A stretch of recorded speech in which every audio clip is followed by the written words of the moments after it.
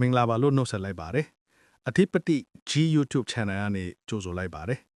ကျွန်တော်တို့နေ့စဉ်သုံးနေတဲ့ smartphone လျှက်စစ်ကားဒါမှမဟုတ်စစ်ပတ်သုံးချက်လျှက်တွေမှာလျှို့ဝှက်ချက်တစ်ခုပုံကွယ်နေတယ်ဆိုတာသင်သိပါသလားအဲ့ဒါတွေကတော့အလွန်အဖိုးတန်တဲ့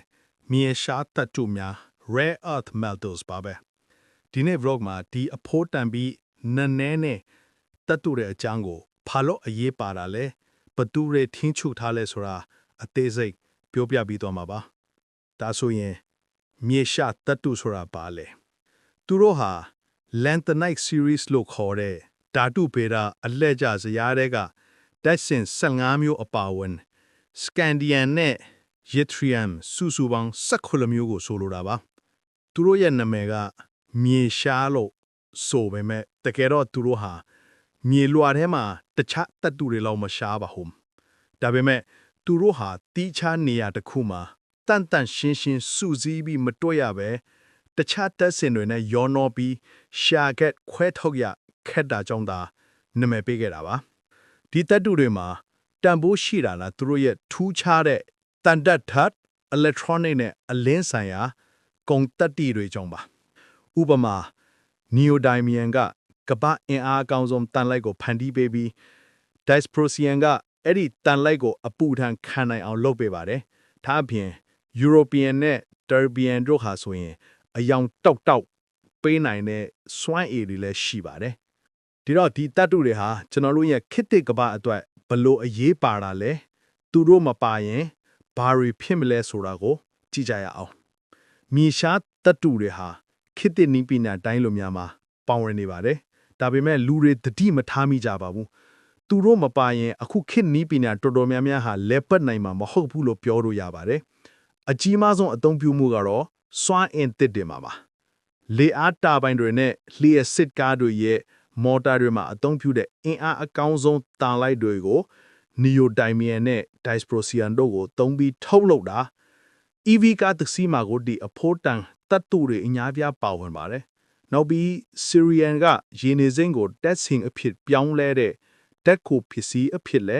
အရေးပါတဲ့အခန်းကဏ္ဍကနေပါဝင်ပါတယ်။ Smart ပစ္စည်းများမှာဆိုရင်ကျွန်တော်တို့ရဲ့ဖုန်းနဲ့ TV မျက်နှာပြင်တွေမှာအယောင်သွေးတွေတောက်ပနေစေဖို့ European နဲ့ Terbian တို့ကိုသုံးထားပါတယ်။ဖုန်းရဲ့အတန်ချဲဆက်နဲ့တုံခမ်းစနစ်တွေမှာလည်းတန်လိုက်တွေအတွက်သုံးပါတယ်။ဆက်သွယ်မှုမှာဆိုရင် Arabian ကိုအသုံးပြုပြီးအလွန်မြန်တဲ့ fiber optics အချက်ပြမှုတွေကိုပုံမအားကောင်းအောင်လုပ်ပါတယ်။နောက်ဆုံးအနေနဲ့လုံခြုံရေးနဲ့စစ်ပတ်မှာဆိုရင်ညက်ကြည့်မောင်မြတ်မယ်လေဆာတွေနဲ့ဒုံးကျန်လမ်းညွှန်စနစ်တွေမှာလည်းမရှိမဖြစ်ပါ။မြေရှားသတ္တုတွေဟာဒီလောက်အရေးပါနေမှာတော့သူတို့ရဲ့ကမ္ဘာလုံးဆိုင်ရာထောက်ပံ့ကွင်းစေကဘလို့ရှိလဲဘသူတွေထိန်းချုပ်ထားလဲဆိုတာကိုလေ့လာကြည့်ကြရအောင်။မြေရှားသတ္တုတွေဟာနေရာအတော်များများမှာတွေ့ရပေမဲ့စီးပွားရေးအရာတူးဖော်ဖို့ကမလွယ်ပါဘူးအဓိကစိန်ခေါ်မှုကတော့တိုးဟာရေဒီယိုတက်တိကြွားနဲ့ဓာတ်စင်ကိုနဲ့ရောနှောနေလို့ရှိပါတယ်အဲဒါကြောင့်တန့်စင်ဖို့ကခက်ခဲပြီးပတ်ဝန်းကျင်ကိုညှိညွန်းစေတဲ့ဓာတ်ညစ်တိစီတွေအများကြီးထွက်ပေါ်လာပါတယ်ဒီထုတ်လုပ်မှုစိန်ခေါ်မှုကြောင့်ကမ္ဘာထုတ်လုပ်မှုဟာနိုင်ငံအနည်းငယ်ပဲစုစည်းနေကြပါတယ်လက်ရှိမှာကမ္ဘာမြေရှားသတ္တုထုတ်လုပ်မှုရဲ့80%နီးပါးကိုတရုတ်နိုင်ငံကထိန်းချုပ်ထားပါတယ်။တရုတ်နိုင်ငံဟာနှစ်ပေါင်းများစွာဆေးနှုန်းချိုးစားပြီးအများအများထုတ်လုပ်ခဲ့တာကြောင့်တခြားနိုင်ငံတွေရဲ့ထုတ်လုပ်မှုတွေကိုရပ်တန့်သွားစေခဲ့ပါတယ်။ဒီလိုလွှမ်းမိုးမှုကကမ္ဘာနည်းပညာလုံခြုံရေးအတွက်ပထဝီနိုင်ငံရေးဆိုင်ရာအရေးပါတဲ့အနေအထားကိုရောက်ရှိစေခဲ့ပါတယ်။ဒါပေမဲ့အခြေအနေတွေပြောင်းလဲလာပါတယ်။တရုတ်နိုင်ငံအပြင် American Mountain Pass Australia, Vietnam နဲ့မြန်မာနိုင်ငံတို့လည်းထုတ်လုပ်မှုစွမ်းရည်ကိုတိုးတက်မြင့်တင်ဖို့ကြိုးစားနေကြပါတယ်။ဒါပေမဲ့တန့်စင်ရေးနဲ့စီမံဆောင်ရွက်မှုလုပ်ငန်းတွေကဈေးကြီးပြီးရှုပ်ထွေးနေရကြောင်းကွင်းစိတ်တစ်ခုလုံးကိုထိန်းချုပ်နိုင်ဖို့ကစိန်ခေါ်မှုများစွာရှိနေသေးပါတယ်။ဒီလိုပထဝီနိုင်ငံကြီးတင်မာမှုတွေနဲ့ပတ်ဝန်းကျင်ဆိုင်ရာစိန်ခေါ်မှုတွေကမြေရှားသတ္တုခောက်ပံ့ကွင်းစိတ်ရဲ့ရေရှည်တည်တံ့မိအပေါ်ဘလို့တက်ရောက်မှုတွေရှိစေတယ်လဲဆိုတာဆက်လက်ဆွေးနွေးပါမယ်။မြေရှားသတ္တုတွေတူဖော်ရတဲ့တန့်စင်ရင်က တော်ဝန်းကျင်ကိုဆိုးစွာ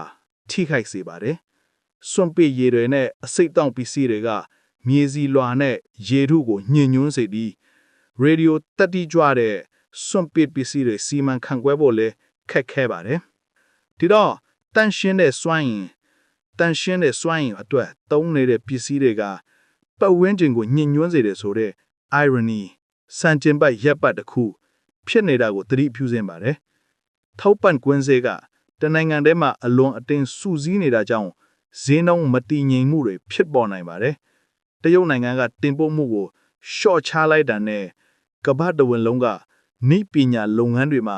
ကြီးကြီးမားမားထိခိုက်မှုတွေဖြစ်လာနိုင်ပါတယ်ဒါကြောင့်နိုင်ငံတွေကထုတ်လုပ်မှုအရင်းမြစ်ကိုပုံစံမျိုးစုံအောင်ကြိုးစားနေကြပါတယ်ဒီစင်ခေါမှုတွေကိုဖြည့်ရှင်းဖို့အတွက်အဓိကနည်းလမ်းနှစ်ခုရှိပါတယ်ပထမတစ်ခုကတော့ recycling ပြန်လည်အသုံးပြုခြင်းပါ smartphone တွေနဲ့လျှက်စစ်ကားတွေကမြေရှားတပ်တုတွေကိုပြန်လည်ထုတ်ယူနိုင်ဖို့နည်းပညာတွေတိုးတက်လာအောင်လှုပ်ဆောင်နေကြပါတယ်ဒါပေမဲ့လက်ရှိအချိန်မှာအဲ့ဒီပမာဏဟာကမ္ဘာလိုအပ်ချက်ရဲ့အနည်းငယ်သာရှိနေပါသေးတယ်ဒုတိယနည်းလမ်းကတော့မြေရှားတပ်တုအစားအသုံးပြုနိုင်တဲ့အစားထိုးပစ္စည်းတွေရှားဖွေတာပဲဖြစ်ပါတယ်ဥပမာတန်တက်ဖြန်းတဲ့မြေရှားတပ်တုတွေအစားတန် iron ကိုအခြေခံတဲ့တန်လိုက်တွေနဲ့တခြားတပ်တုတွေကိုအသုံးပြုဖို့တုတေသနာတွေပြုလုပ်နေကြပါတယ်မြေရှားတပ်တုတွေရဲ့အရေးပါမှုနဲ့စင်ခေါင်မှုတွေကိုသိပြီးဆိုရင်ဒီအဖို့တန်တပ်တုတွေရဲ့အနာဂတ်ကဘယ်လိုရှိမလဲဆိုတာကိုနောက်ဆုံးမျက်နှာမှာဆွေးနွေးပြီးနေကုန်ချုပ်လိုက်ကြရအောင် Clean Energy Transition ကဘာကြီးမှာပိုမိုများပြားလာတာနဲ့အမျှမြေရှားတပ်တုတွေရဲ့လိုအပ်ချက်ဟာအစပေါင်းများစွာတိုးတက်လာဖို့ရှိပါတယ် EV ကားတွေနဲ့လေအားတာဘိုင်တွေလာပိုမိုကြီးကြားလာပြီးပိုမိုစွမ်းအင်မြင့်လာဖို့လိုအပ်ပါတယ်ဒါကြောင့်မြေရှားတပ်တုတွေကိုဘယ်လိုထိရောက်နဲ့ရေရှည်တည်တံ့အောင်ထုတ်လုပ်စီမံခန့်ခွဲမလဲဆိုတာအနာဂတ်ရဲ့အဓိကမေးခွန်းဖြစ်လာမှာပါအနာဂတ်မှာ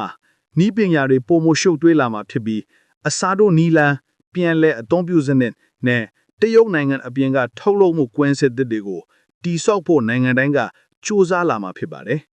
ဒီလိုလှုပ်ဆောင်နိုင်မှသာပထဝီနိုင်ငံရေးဆိုင်ရာတင်မာမှုတွေနဲ့စီးပွားရေးဆိုင်ရာဇွန်းစာတွေကိုရှော့ချနိုင်မှာဖြစ်ပါတယ်မြေရှားတပ်တုတွေဟာခေတ်သစ်နီးပညာလောကရဲ့သွေးကြောတွေပါ